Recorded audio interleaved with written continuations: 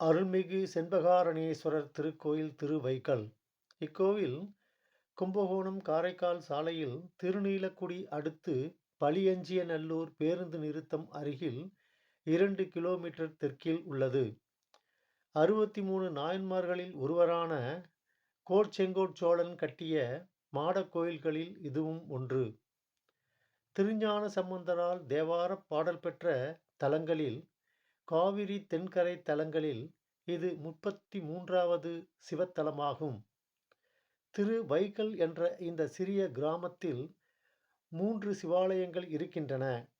ஊரின் தென்புறம் உள்ள திருமால் வழிபட்ட விஸ்வநாதர் ஆலயம், பிரம்மன் வழிபட்ட பிரம்மபுரீஸ்வரர் ஆலயம், ஊரின் மேற்கு திசையில் உள்ள வைகல் நாதர் கோயிலாகிய இத்திருக்கோயில்.